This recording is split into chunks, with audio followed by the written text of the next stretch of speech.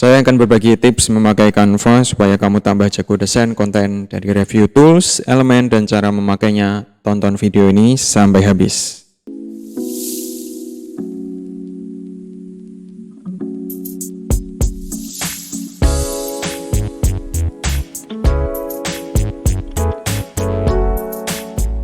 Hai, saya Baron. Selamat datang di episode 3 Makroni. Mari bikin konten sendiri. Di video sebelumnya saya membahas secara ringkas aplikasi Canva seperti apa. Yang belum lihat bisa cek linknya di atas. Kali ini saya coba bahas lebih lengkap dan berbagi tips supaya lebih memahami si dia. Canva maksud saya.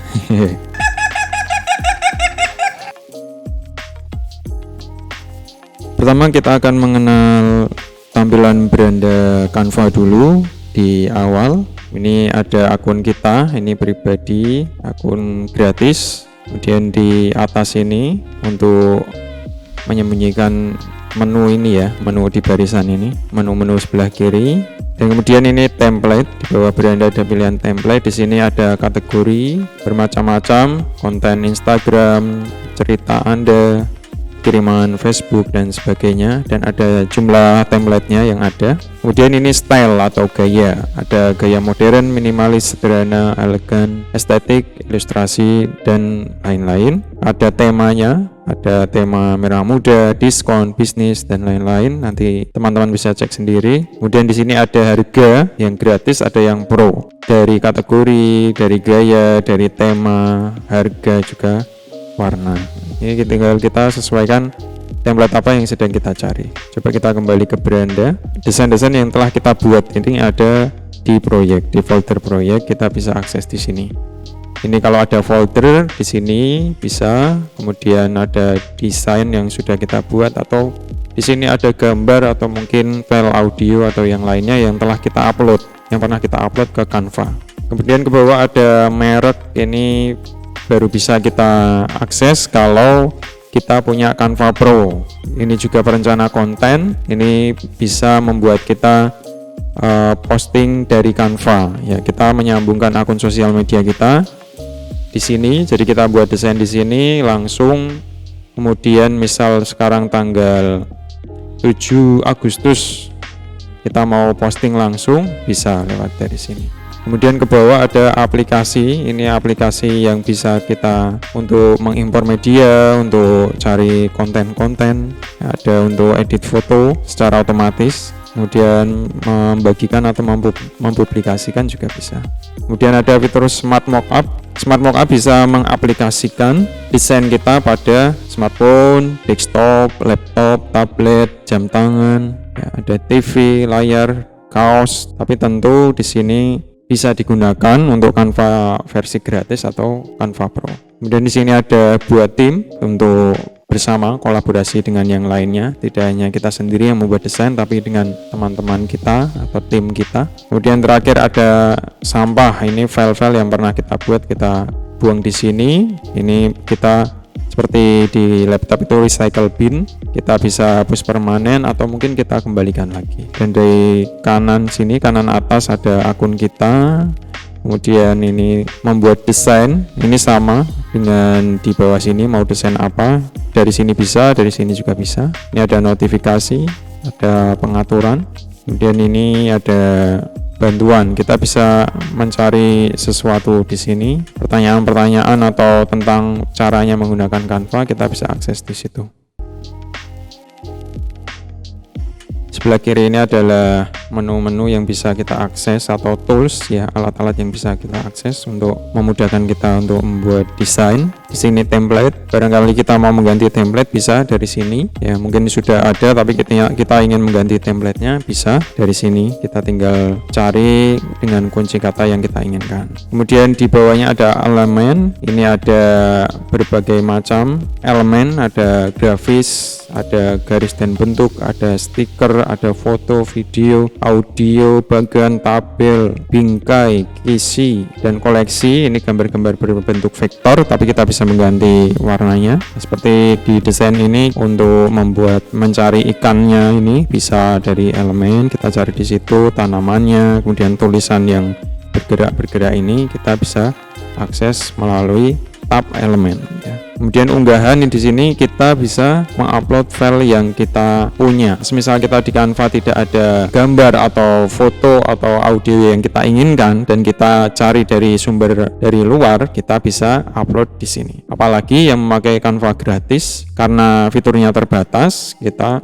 bisa pakai sumber dari luar. Kemudian di sini ada teks, kita bisa menambahkan judul, subjudul atau isinya, body copy-nya di sini. Kita tinggal klik, nanti akan keluar, kita tinggal mengetik. Kemudian paling bawah adalah lainnya. Ini sama seperti di beranda tadi, tampilan dari aplikasi-aplikasi yang bisa membantu kita untuk mengedit ya. Ini ada mungkin mengimpor media atau edit-edit yang lainnya. Kita bisa mengcustom menu ini. Misal kita ingin audio ada di tab ini, kita bisa menambahkannya di sini untuk memudahkan kita mengaksesnya. Kalau kita mau menghilangkan tinggal ditutup, kecuali yang template elemen unggahan atau teks ini memang defaultnya seperti itu. Sama dengan aplikasi yang lain ya. Aplikasi yang lain ini emoji misalnya, ini juga sama, kita bisa menambahkannya di sini. Kita mau menambahkan tinggal klik dan kita bisa mengaksesnya. Itu sementara kita tutup dulu. Kemudian di atasnya ini ada file, ada ubah ukuran, ini ada gambar mahkota seperti ini. Itu adalah fasilitas yang bisa diakses akun Canva Pro. Kalau akun Canva gratis belum bisa ya. Sama ketika kita mencari template, misal kita mencari template ya, ada gambar mahkota seperti ini dan kita sorot ada tulisan Pro, berarti ini bisa diakses akun Canva Pro. Kita lanjutkan di sini ubah ukuran. Ini juga fitur dari Canva Pro. Mungkin kita ingin mengubah ukuran dari awalnya 1080 x 1080 pixel menjadi ukuran story misalnya 1920 x 1080 pixel, bisa melalui fitur ini dan akan diubah secara otomatis, walaupun kita akan tetap perlu menyesuaikan atau mengeditnya. Kemudian undo atau redo di aplikasi itu, atau di sini bahasa Indonesianya urungkan, dibatalkan atau ulangi ya. Kemudian ini ada status bahwa perubahan yang kita lakukan telah tersimpan. Ini ada judul file, kita bisa edit di sini atau di luar ketika di beranda juga bisa. Ini ada promosi dari Canva, ini ada akun yang bisa mengakses file ini. Kemudian ini ada statistik, ini juga fitur dari Canva Pro. Dan kalau animasi atau video ya, ada animasinya, biasanya ada play-nya karena kita akan bisa preview seperti ini. Dan kalau di download biasanya berbentuk video atau mungkin GIF ya, yang bisa bergerak. Kemudian terakhir adalah bagikan. Ya, ini langkah terakhir ketika kita mendesain, kita bisa membagikannya. Di sini bisa pada orang atau grup atau tim, kita membagikan dengan linknya, atau kita bisa langsung dengan akun sosial media kita sambungkan dengan akun sosial media kita, misal Instagram atau mungkin Facebook dan yang lainnya. Ini ada bagikan di media sosial, nih beberapa media sosial. Kemudian ada mencetak desain Anda, ini kita langsung pesan di pihak Canva-nya, tapi Canva itu di luar negeri ya, di Australia. Kemudian ini ada opsi yang lain ya, membagikan ada dengan kode QR, ada yang bisa berbentuk prototype dan sebagainya. Ini bisa kita lihat, tapi ini terlalu banyak ya. Kita cukup mengakses yang standar dulu, yang bisa kita akses, yang mudah kita akses, biasanya dengan unduh atau download. Ini ada download, di sini jenis filenya kita atur di sini, misal gambar bisa, atau ini karena bentuknya animasi atau video, kita disarankannya video atau GIF. Dan di sini ada simpan pengaturan pengunduhan, berarti kita akan menyimpan di mana, itu bisa kita atur, atau kita checklistnya kita kosongkan, itu bisa di tempat yang sudah kita atur sebelumnya. Kemudian kita unduh ya, itu untuk review Canva Editor. Ini tampilan untuk lembar kerja desain kita.